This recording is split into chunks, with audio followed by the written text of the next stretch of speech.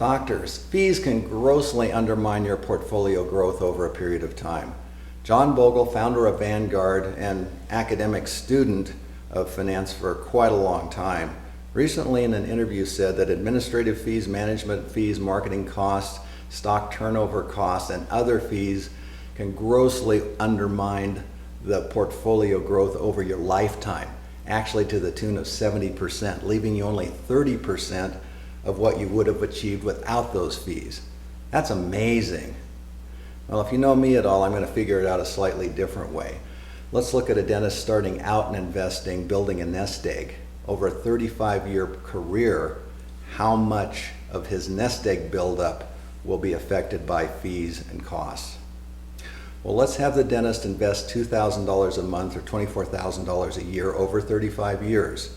Let's have 5% real return on his investments. That's after inflation, and that represents a 60-40 mix of stocks and bonds. Doing that at retirement after 35 years, a dentist would end up with $2.27 million. Now that's about what I say in working out the figures that a dentist needs for retirement. That's good. But let's look at different types of fees. A traditional financial advisor out there is going to charge 2% total. That comes to 1% expenses for the underlying funds, underlying mutual funds, and 1% management or wrap fee. So that's 2% total, and that's been traditional. What do you end up with? 1.48 million. Only 65% of the total that you would get with no fees. That's a 35% ding. I think that's crazy. Well, about the best you can do these days with a financial manager is 1%. That's 0.25% expenses for the underlying funds with Vanguard, Schwab, Fidelity, a discount broker, and 0.75% for the wrap fee or the management fee. So 1% is about the best you're going to find. How does that affect your portfolio growth? Well, using the 1%, you end up with 1.83 million or 81%. That's still a 19% ding. That's a lot.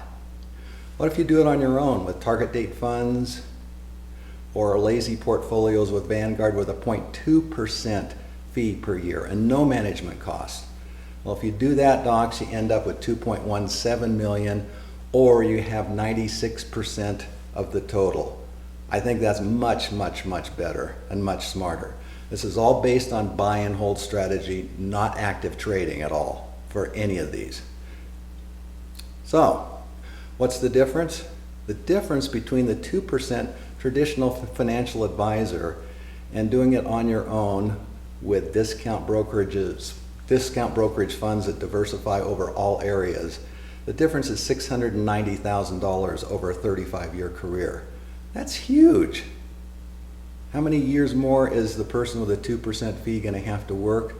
Probably 5 to 10 years more to build back up to make up that difference, simply for the fees they're paying. I think that's a crime. Well, what's a doctor to do?